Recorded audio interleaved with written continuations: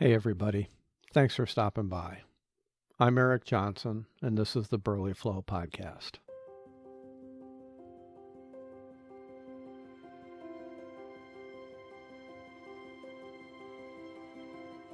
Every week I post a story from up here in Burly Flow, Wisconsin, a small town on the banks of the Mississippi River where nothing much happens, just enough to keep us busy. Today we're going to talk about a guy named Bobber Lawrence, but before we do, please consider subscribing to the podcast. That way, if you like what you hear, you'll never miss an installment. And when we're finished, if you haven't already, check out the website at burlyflow.com, where you'll find a bunch more stuff about Burly Flow and links to even more. Oh, and before I forget, thanks for being here. Bobber Lawrence is one of those guys who never looks at home, even though, with the exception of 2 years in the Army, they say he's never been anywhere else. I mean, there's shopping in Dubuque every now and then, and the occasional trip to Prairie if he needs his Johnson looked at, and every couple of years he'll take his outboard in for a tune-up, but for the most part, this is a guy who's tough to separate from the town. Because he never quite looks at home, he tends to make people nervous. They're still friendly, and the guys at the prop wash always greet him when he comes in for his morning coffee, but I've noticed they never invite him to join them.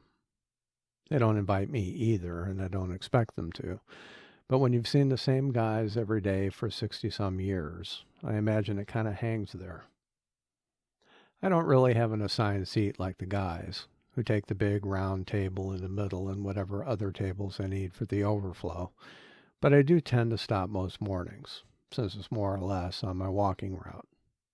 Not that there's all that many walking routes that wouldn't eventually take you by the prop wash more or less, but for me it's an easy little add-on, across the tracks and then up past the river park. If it sounds like there's going to be a train, I'll adjust my route and have my mail with me to read when I stop. Otherwise, I usually stop by the post office after coffee. Either way, the day's mail won't have arrived yet, but that's okay. Yesterday's will be there, and that's recent enough most of the time. I have a post office box because I was told I needed one. I'm not sure why, but no one on my side of Whitaker Street gets to have a mailbox. Someday I'm sure I'll learn the reason, but I'm in no hurry. I like for certain mysteries to unfold naturally instead of being volleyed back as an answer to a question. It gives me something to look forward to. Off-season or midweek, I might take one of the smaller tables by the window if the mood hits, but mostly I sit at the counter, which is low like an old-fashioned lunch counter, with rotating stools that are bolted to the floor.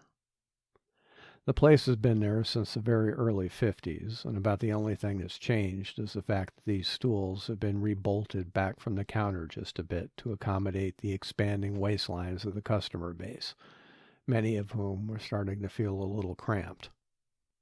Unfortunately for Bobber Lawrence, it means he now sits a little too far away, and therefore has to lean forward quite a bit to reach the counter, making him look a little like one of those old drinking bird toys and giving a whole new, unintended meaning to the name Bobber. Despite this, Bobber Lawrence will frequently forego the comfort of a table, where he can adjust his distance precisely to his liking, to sit by me at the counter. Companionship isn't always the comfortable choice. If you're wondering why someone skinny enough to be compared to a drinking bird toy got to be called Bobber, you're missing the joke. The thing is, irony aside, he actually is shaped like a bobber, just not the conventional kind. In fact, there are any number of different shaped bobbers, most with a corresponding body type. In Bobber Lawrence's case, it's a pencil bobber that he most resembles, which is built thin to give as little resistance as possible when a fish starts to swim away with the bait. They're also pretty tough to see, which might be part of the reason why Bobber Lawrence is so often ignored. It can be easy to miss him if you're not looking for him, and Bobber Lawrence isn't really somebody you ever think to look for.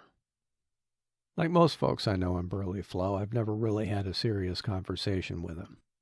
I know he's got a wife named Bee, a dog named Jezebel, and I know that he worked at the milk processing plant over in Snowpatch for 30 years.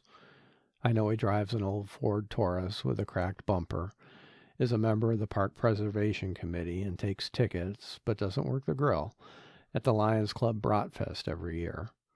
I know he likes great blue herons, despises jet skis, and thinks catch and release is not just elitist but possibly subversive. I know he keeps a flask of Kessler in his tackle box, prefers grape jelly to strawberry if the toast is wheat, but butter if it's white.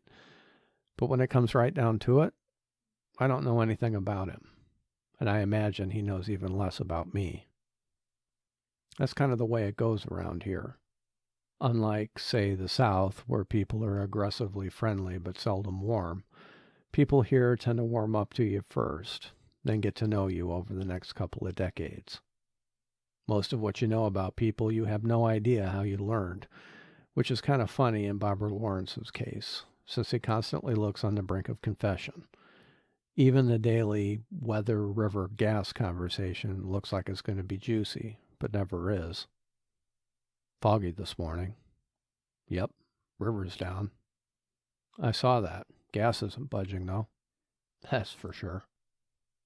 You can end up having a variation of this same conversation with 5 or 6 people a day, every day, until the channel freezes over. Then the bit about the river level is replaced by an opinion about the wind, whether it's down and therefore things could be worse, or whether it's up and therefore things wouldn't be so bad without it. I imagine this ritual might seem pointless to an outsider, but you'd be surprised what you could learn from it. Like today, I knew Barbara Lawrence had something on his mind and that he wanted to get to it, because he was pretty much just going through the motions. And when you're just going through the motions of something that is literally just going through the motions, you've obviously got something you want to say. "You don't have a wife, do you?" is what he blurted out once we'd powered our way through our discussion of gas prices. "Not anymore," I said. "That's what I thought," he frowned.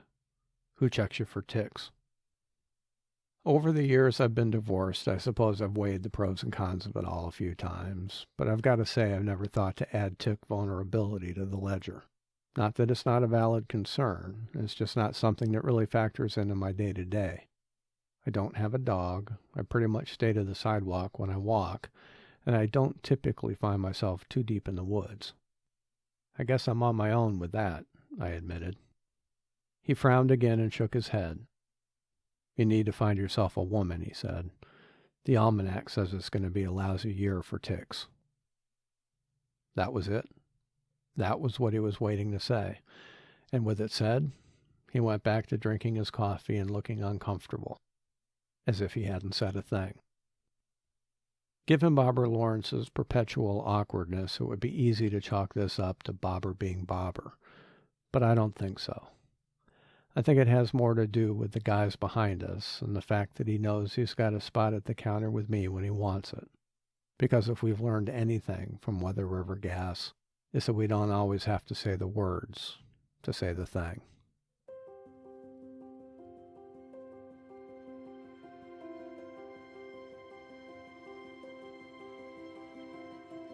Well, that's it for this week. Thanks again for stopping by, and when you get a chance, don't forget to check out the website at burlyflow.com. There's some cool stuff there that I think you'll like. Thanks again. We'll catch you later.